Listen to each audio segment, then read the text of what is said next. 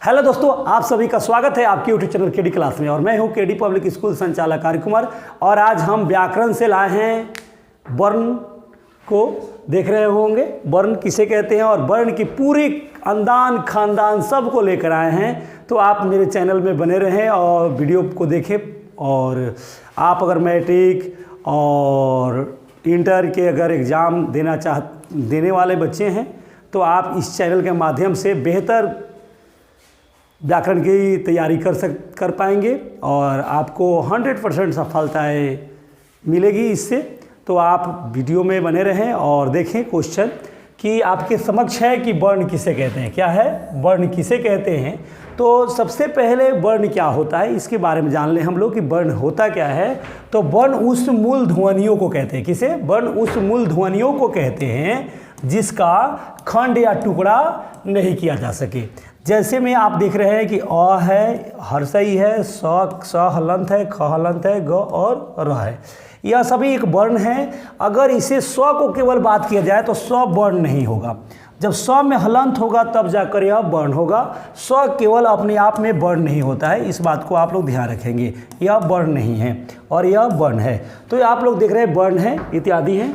और कह रहा है कि अब ये वर्ण होते कितने हैं, तो इसके बारे में हम लोग जानकारी नेक्स्ट अभी इसी में आगे करेंगे हम लोग कि वर्ण आपके 48 होते हैं। बहुत लोगों का माने कमेंट रहता है कि सर वर्ण 52 होते हैं, लेकिन वर्ण 52 नहीं होते हैं, क्योंकि आपको मालूम होना चाहिए छ, त्र और स्र और ज्ञ, ये चार जो वर्ण हैं इन्हें उच्चारण में बहुत अधिक समय लगने के कारण इन्हें वर्ण से हटा दिया गया है, जिसकी वजह से 48 ही वास्तव में हिंदी में वर्ण होते हैं। तो उसके बारे में हम लोग जानकारी करेंगे। यह लिपि को वर्ण संकेत भी कहते हैं। जो वर्ण लिपि होता है उसे वर्ण संकेत भी कहते हैं।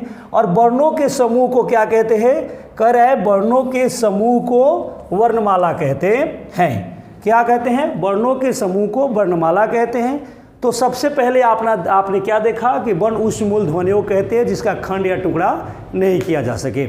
और जिसका खंड या टुकड़ा नहीं किया जा सके उसे क्या कहते हैं? वर्ण कहते हैं कि शब्द कहते हैं कि वाक्य कहते हैं? तो आप बताएंगे वर्ण कहते हैं। ऐसा भी परीक्षा में क्वेश्चन पूछेगा। फिर है वर्ण को लिपि को वर्ण संकेत भी कहते हैं। तो पूछ देगा कि वर्ण संकेत किसे कहते हैं, तो आप बताएंगे लिपि को कहते हैं। उसके बाद वर्णों के समूह को क्या कहा जाता है? तो वर्णमाला कहा जाता है। आपको जवाब देना है।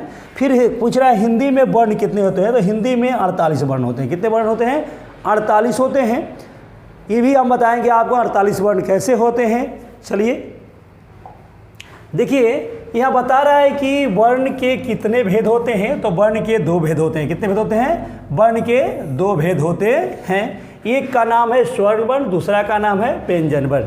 ये आप लोग भी जानते होंगे, लेकिन मैं कुछ इसके गुण चीज़ों को निकाल कर लाया हूँ जो आप वीडियो में पूरी अंत तक देखते हैं तो आपकी परीक्षा में एक भी वर्ण से सवाल आपको फंसा नहीं पाएगा और ऐसा कोई भी सवाल आपको भारी नहीं लगेगा। पूरी बने रहे आप।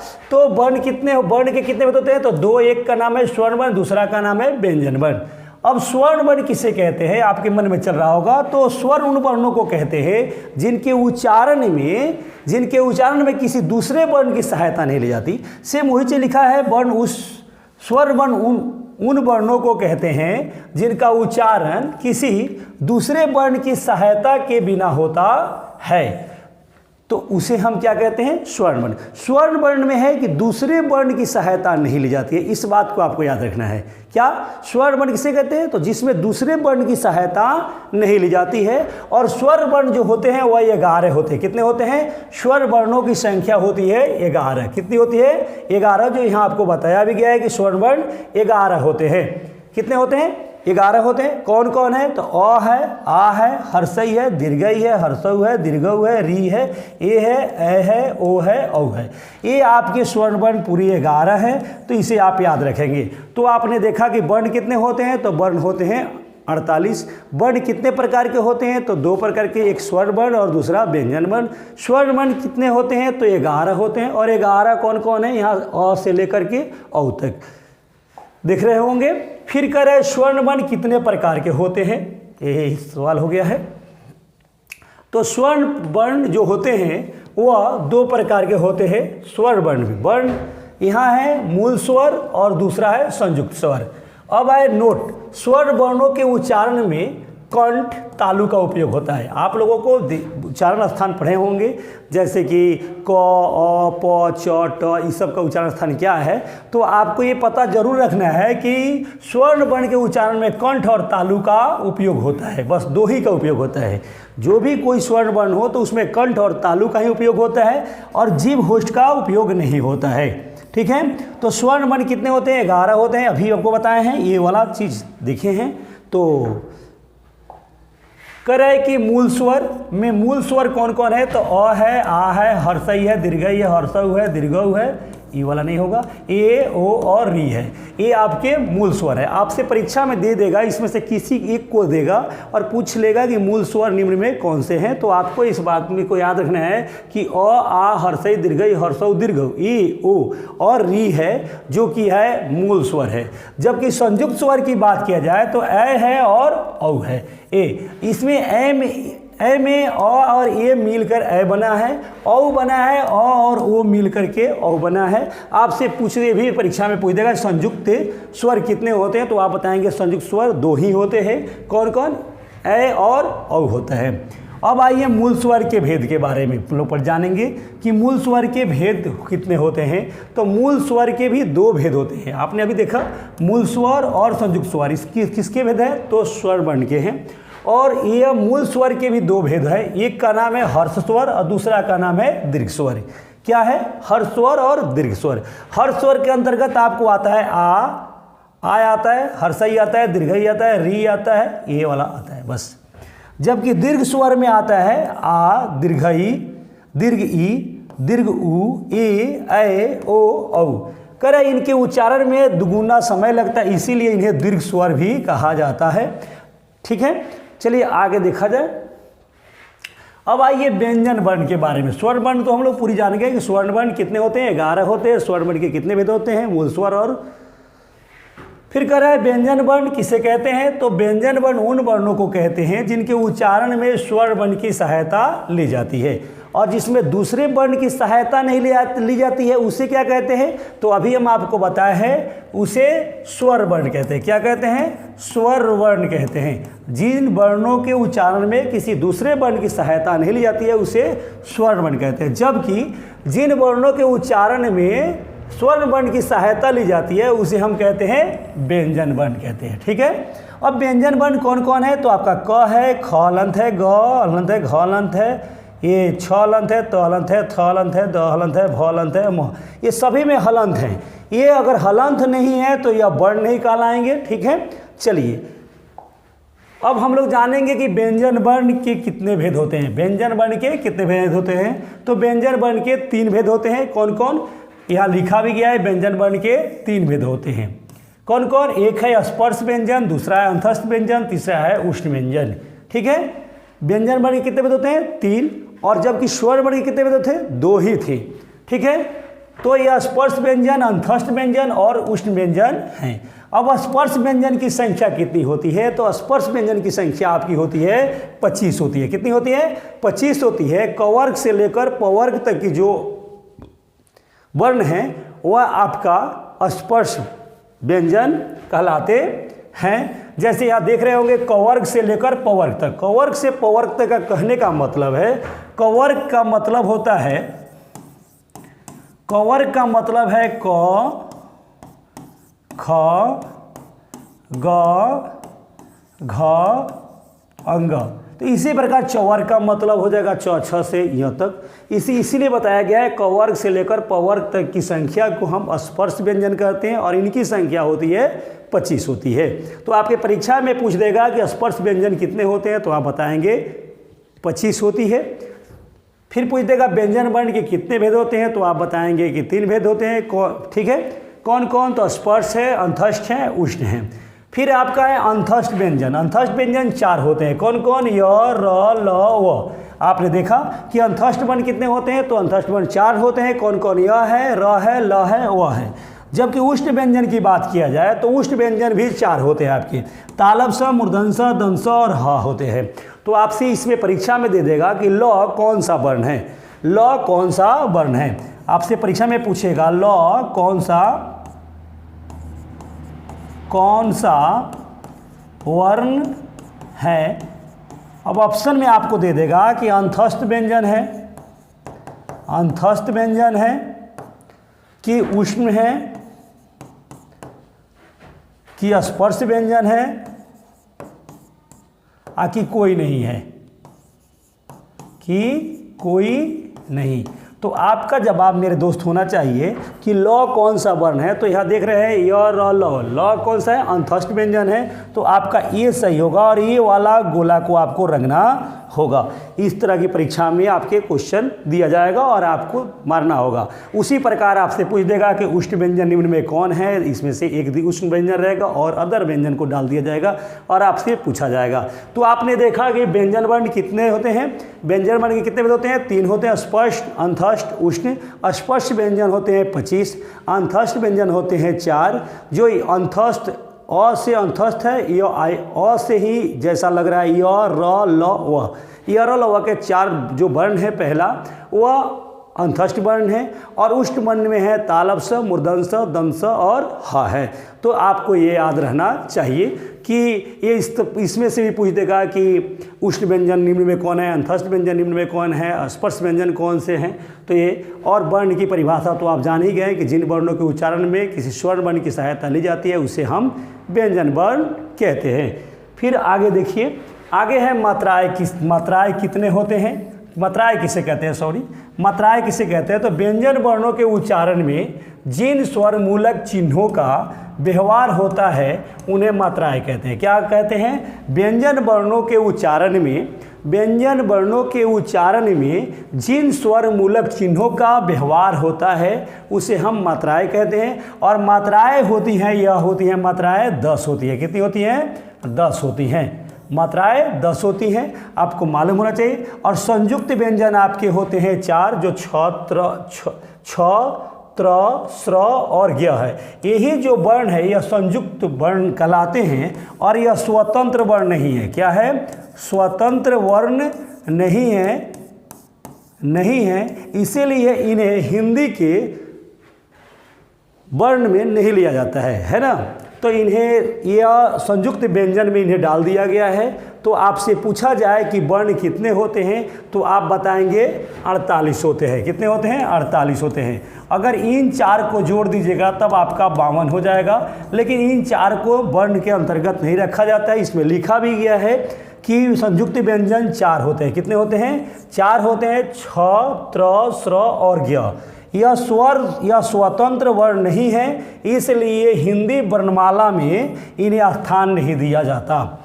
समझ रहे होंगे आप लोग कि इन 4 को 52 क्यों नहीं होता है। बहुत लोगों का कमेंट शुरू में मैंने देखा था कि क्यों नहीं होता है सर। तो छ, त्र, स्र और ज्ञ यह संयुक्त व्यंजन है और यह स्वतंत्र वर्ण नहीं है, इसलिए हिंदी में, हिंदी वर्णमाला में इन्हें स्थान नहीं मिल पाया है और इसीलिए वर्ण हमारे हिंदी के 48 ही होते हैं। चलिए, मुझे उम्मीद है कि आप लोग इस चीज़ को समझ पा रहे होंगे। कर है अ, आ, क, ख, ग, घ, अंग उच्चारण स्थान कंठस्थ होते हैं। क्या होते हैं, उच्चारण स्थान कंठस्थ हैं, यानी कंठ होता है। य, अ, आ, क, ख माने अ, आ और क वर्ग का उच्चारण स्थान कंठस्थ हैं और इनका उच्चारण कंठ से होता है और इसे कंठस्थ वर्ण कहते हैं। क्या कहते हैं, कंठस्थ वर्ण कहते हैं और इनका उच्चारण स्थान कंठ होता है। इस बात को आप लोग एकदम याद रखेंगे क्योंकि ये परीक्षा की दृष्टि से अति महत्वपूर्ण है। आपने कई बार मैट्रिक की परीक्षा में देखे होंगे, इंटर की परीक्षाओं में देखे होंगे, जैसे पूछा जाता है कि ट का उच्चारण स्थान क्या है, प का उच्चारण स्थान क्या है, कौन सा कंठस्थ वर्ण है, कौन सा, इसकी तरह की क्वेश्चन दिया जाता है। तो आप इसे जरूर देखेंगे कि अ, आ, अ और आ और क वर्ग वर्ण, क वर्ग का मतलब क, ख, ग, घ, अंग। इस बात को आप लोग ध्यान में रखें। तो इसे हम कंठस्थ वर्ण कहते हैं और इसका उच्चारण स्थान कंठ से होता है। कहाँ से होता है, कंठ से होता है। फिर कह रहे हैं हर्ष, ई, दीर्घ और चवर्ग। हर्ष, ई, दीर्घ और य और स और तथा चवर्ग का उच्चारण स्थान क्या होता है, तालु होता है। क्या होता है, तालु होता है और इसे हम तालव्य वर्ण भी कहते हैं। अगर वर्ण की बात करें कि यह कौन सा वर्ण है तो आप बताएंगे तालव्य वर्ण है और इसका उच्चारण स्थान क्या होता है तो तालु होता है। इसी प्रकार है री तथा ट ठ ड ट वर्ग है। री र स तथा ट वर्ग का उच्चारण स्थान क्या होता है मूर्धा होता है यानी कि मुंह होता है और इसे मूर्धन्य वर्ण भी कहते हैं।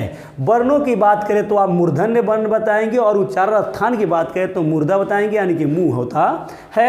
चलिए अगला क्वेश्चन देखा जाए। कर है तो यहाँ ल और स, ये स पर एक नहीं होगा, ल स तथा तवर्ग, ये तवर्ग वर्ण है देख रहे होंगे।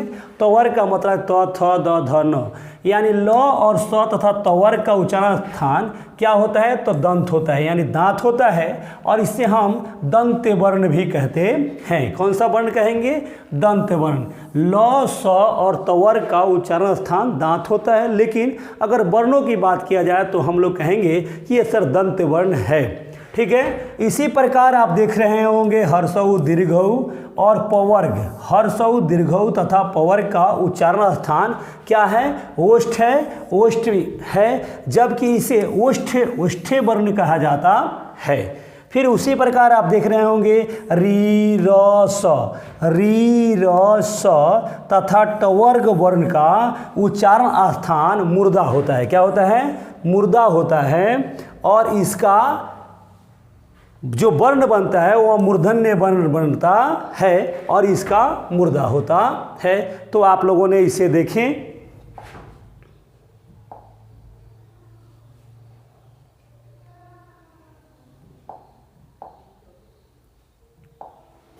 चलिए अब आपके इन सभी चीज़ों को आपने देखा है कि वर्ण कितने होते हैं तो वर्ण होते हैं 48 होते हैं। वर्ण कितने प्रकार के होते हैं तो 2 प्रकार के, स्वर्ण वर्ण और व्यंजन वर्ण। स्वर्ण वर्ण कितने होते हैं तो 11 होते हैं। व्यंजन वर्ण कितने होते हैं आपको तो व्यंजन वर्ण 3 प्रकार के होते हैं और 3 प्रकार में स्पर्श व्यंजन को बताया गया है आपको कि 25 होते हैं।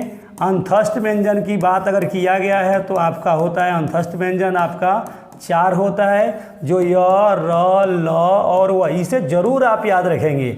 और एक उष्ण व्यंजन होता है, उष्ण व्यंजन जो होता है आपका तालव स और मूर्धन स और दंत स और ह होता है। ये आपने पढ़ा। तो उसके बाद हम लोगों ने मात्राएं पढ़े। मात्राएं कितने होते हैं तो 10 होते हैं।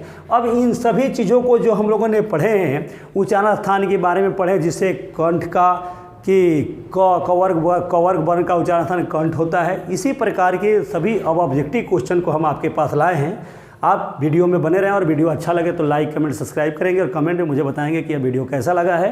तो अब आपके पास क्वेश्चन 1 नंबर है, ये ऑब्जेक्टिव क्वेश्चन हो गया कि ध्वनि किसे कहते हैं। ध्वनि किसे कहते हैं, स्वरों को कि बोली को कि भाषा की लघुत्तम इकाई को कि गूंज को। तो आपका ऑप्शन सी सही होगा।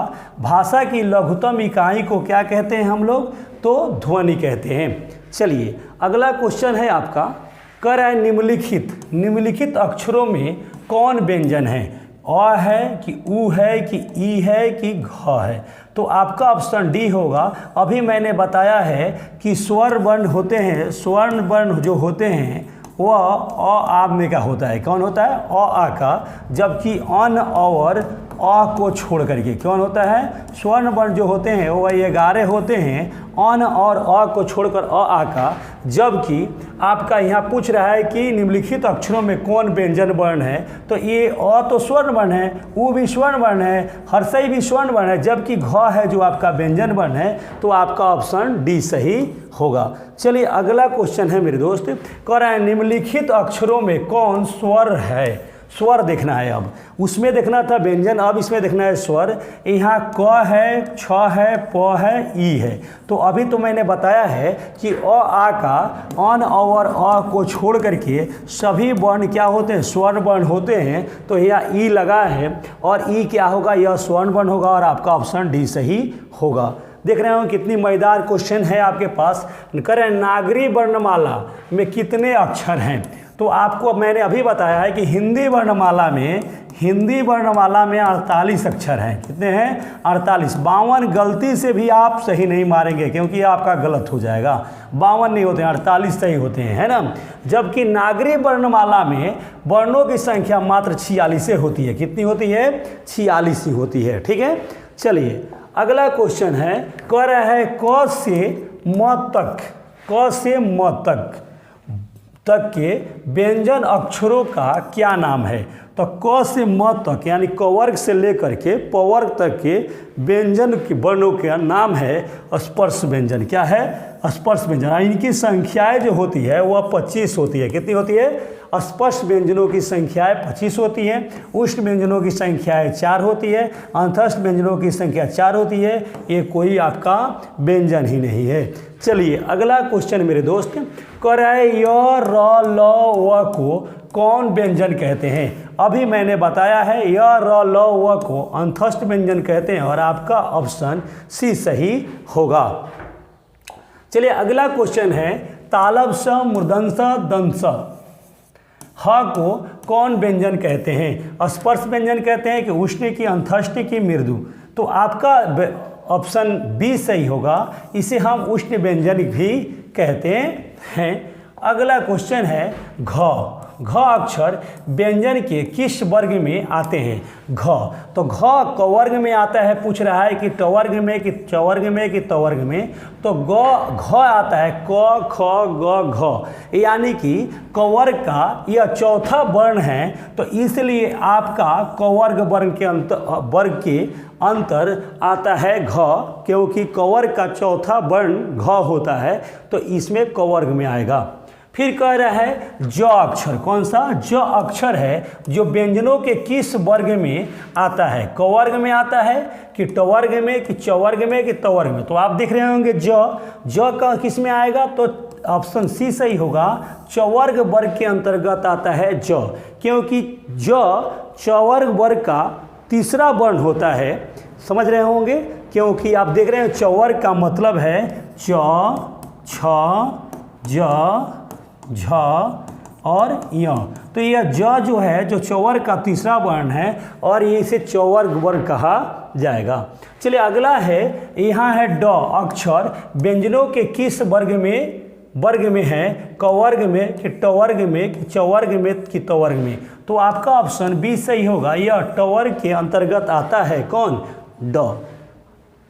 अगला क्वेश्चन है मेरे दोस्त कि द, क्या द अक्षर व्यंजनों के किस वर्ग में आता है। क वर्ग में कि ट वर्ग में कि च वर्ग में कि त वर्ग में। तो आपका ऑप्शन डी सही होगा। द जो है वह त वर्ग वर्ण का तीसरा वर्ण है। फ देख रहे हैं, फ अक्षर व्यंजनों के किस वर्ग में है। क वर्ग में कि ट वर्ग में कि प वर्ग में कि त वर्ग में। तो फ जो है वह प वर्ग का वर्ण है, तो आपका ऑप्शन सी सही होगा।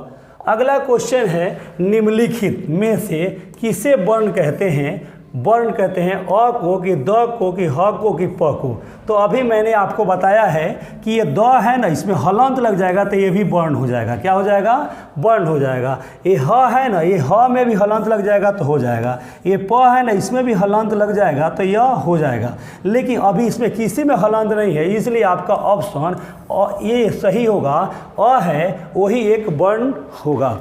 चलिए कह रहा है प्रत्येक व्यंजन वर्ग के पांचवें अक्षर को क्या कहते हैं। स्वर कहते हैं कि हल कहते हैं कि अनुनासिक कहते हैं कि विसर्ग कहते हैं। तो आपका ऑप्शन सी सही होगा। प्रत्येक व्यंजन वर्ग के पांचवें वर्ण अक्षर को यानी पांचवें वर्ण को या पांचवें अक्षर कहिए, पांचवें अक्षर को अनुनासिक कहते हैं और आपका ऑप्शन सी सही होगा।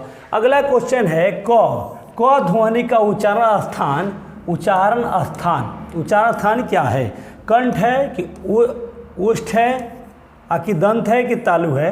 तो आपका ऑप्शन ए सही होगा, क्योंकि क का उच्चारण स्थान कंठ से होता है। ये सभी क्वेश्चन आपके परीक्षा की दृष्टि से अति महत्वपूर्ण है, इसलिए आप लोग इसे खूब बढ़िया से देखें और याद करने की कोशिश करें। कर है न, टवर्णी न है, न ध्वनि का उच्चारण स्थान क्या होगा। तो आपको मालूम होना चाहिए कि मैंने बताया है कौवर का उच्चारण स्थान कंठ होता है, चवर का स्थान तालु होता है, टवर का स्थान मूर्धा होता है, तवर का उच्चारण स्थान दांत होता है और पवर का उच्चारण स्थान मुंह ओष्ठ होता है। तो आपने देखा कंठ से चालू हुआ, तालु में गया, मुंह में आया, दांत में आया और उसके बाद बाहर ओष्ठ में आ गया। तो यहाँ टवर्ग है, तो टवर्ग का ये पंचम वर्ण है, तो इसका उच्चारण स्थान क्या होगा आप बता सकते हैं? कंठ होगा कि तालु होगा कि मुर्दा होगा? तो आपका ऑप्शन बी सही होगा, यह मुर्दा होगा। चलिए अगला क्वेश्चन है मेरे दोस्त, कह रहा है अ ध्वनि का उच्चारण स्थान क्या होता है? तो अकुह विसर्जनीय नामक कंठ, यानी अ का उच्चारण स्थान कंठ होगा और आपका ऑप्शन ए सही होगा। चलिए अगला क्वेश्चन है, ट ध्वनि का उच्चारण स्थान क्या होगा? तो ट ध्वनि का उच्चारण स्थान मुर्दा होगा, अभी मैंने बताया है। चलिए अगला क्वेश्चन है, न ध्वनि का उच्चारण स्थान क्या होगा? इसका भी मुर्दा होगा और आपका ऑप्शन बी सही होगा। चलिए तो ध्वनि का उच्चारण स्थान क्या होगा? तो मैंने अभी बताया है, क का उच्चारण स्थान कंठ होता है, च का उच्चारण स्थान तालु होता है, ट का उच्चारण स्थान मुंह होता है, और त का उच्चारण स्थान दंत होता है, और प का उच्चारण स्थान ओष्ठ होता है। तो यहाँ त है, त का उच्चारण स्थान क्या होगा? दंत होगा और आपका ऑप्शन डी सही होगा। चलिए अगला क्वेश्चन है कि थ ध्वनि का उच्चारण स्थान क्या होगा? तो थ वर्ग वर्ग का ही थ दूसरा वर्ण है, तो इसका भी दंते होगा और आपका ऑप्शन डी सही होगा। अगला क्वेश्चन है मेरे दोस्त कि प ध्वनि का उच्चारण स्थान क्या होता है? तो प अभी बताए हैं कि प का होता है ओष्ठ, प वर्ग का जितना भी है प वर्ग में पांचों वर्ण का उच्चारण क्या होगा? तो आपका ओष्ठ होगा। तो यहाँ आप देख रहे होंगे ऑप्शन सी में ओष्ठ है, तो आपका सी सही होगा। प ध्वनि का उच्चारण स्थान क्या होता है? ओष्ठ होता है। मेरी वीडियो के माध्यम से आप बिहार बोर्ड मैट्रिक परीक्षा की बहुत बेहतर तैयारी कर सकते हैं। हमारे चैनल पर इतिहास, भूगोल, नागरिक विज्ञान और हिंदी और व्याकरण सभी विषयों की वीडियो लगातार डला रहा है, आप लोग उससे याद करें। फिर पूछ रहा है प ध्वनि का उच्चारण स्थान, फिर आपको ही होगा ओष्ठ होगा, रिपीट हो गया है सवाल शायद। फिर पूछ रहा है फ ध्वनि का उच्चारण स्थान क्या होगा? तो प वर्ग के अंतर्गत ही फ है, प वर्ग का दूसरा वर्ण होता है फ, और इसका भी जवाब आपका ओष्ठे होगा और आपका सी सही होगा। फिर पूछ रहा है य ध्वनि का उच्चारण स्थान क्या होगा? कंठ होगा कि मुर्दा होगा कि तालु होगा कि दंत होगा? तो आपका ऑप्शन सी होगा, तालु होगा। चलिए अगला क्वेश्चन है, र ध्वनि का उच्चारण स्थान क्या होगा? कंठ होगा, मुर्दा होगा, तालु होगा, दंत होगा? तो आपका ऑप्शन डी सही होगा, दंत होगा। ठीक है।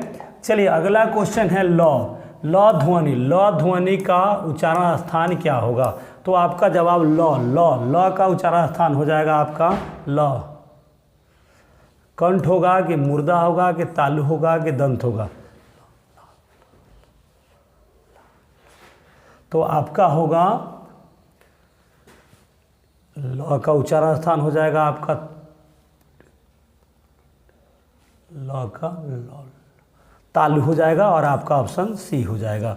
चलिए अगला क्वेश्चन देखिए, कह रहा है स का ध्वनि का उच्चारण स्थान क्या होगा? तो स ध्वनि का यह तालब स है, इसका नाम ही है तालब स और इसका उच्चारण स्थान भी होता है तालु, तो आपका ऑप्शन सी हो जाएगा। चलिए अगला क्वेश्चन है, यह मूर्धन्य है, मूर्धन्य मतलब से मुंह नहीं, तो मूर्धन्य ध्वनि का उच्चारण स्थान क्या होगा? तो आपको पता होना चाहिए कि मूर्धन्य है तो मुंह ही होगा, यानी मुर्दा होगा। ऑप्शन बी सही है। कह रहा है यह क्या है? दंत है, और दंत का उच्चारण स्थान क्या होगा? तो आप बताएंगे दंत होगा, क्योंकि दंत से दंत होगा, और दंत डी ऑप्शन आपका सही होगा। चलिए अगला क्वेश्चन है फिर वही सवाल है, रिपीट हो गया है, इसका दंत होगा। चलिए अगला क्वेश्चन है, त से न तक के वर्ण क्या कहलाते हैं? तो त से न तक के वर्ण को तवर कहते हैं, क से अंग तक के वर्ण को कवर कहते हैं, च से य तक के वर्ण को चवर कहते हैं, और प से म तक के वर्ण को पवर कहते हैं। तो यहाँ पूछ रहे हैं त से न तक के वर्ण को क्या कहते हैं? तो तवर कहते हैं और आपका ऑप्शन सी सही होगा। चलिए अगला क्वेश्चन है, प से म तक के वर्ण किस वर्ग में आते हैं, तो प से म तक के वर्ण वर्ग वर्ण में आएंगे और आपका ऑप्शन ए सही होगा। चलिए, और मैं आपके लिए कुछ सवाल है मेरा कि आप बताएंगे मुझे कि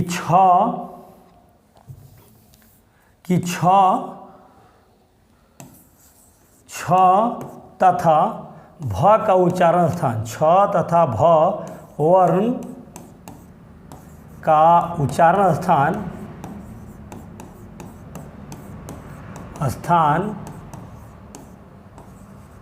क्या होगा। और आप लोग मुझे कमेंट करके इसका जवाब बताएंगे कि छ का उच्चारण स्थान क्या होगा, भ का उच्चारण स्थान क्या होगा। तो आप देख रहे होंगे कि धन्यवाद आप सभी को हमारे वीडियो को देखने के लिए। आप हमारे चैनल केडी क्लास को लाइक, कमेंट और सब्सक्राइब जरूर करें। हाँ मेरे दोस्तों, अगर ये वीडियो आपको अच्छा लगा हो तो लाइक, कमेंट, सब्सक्राइब जरूर करेंगे। हाँ, और कमेंट करके आप मुझे ज़रूर बताएंगे कि आपको ये वीडियो कैसा लगा।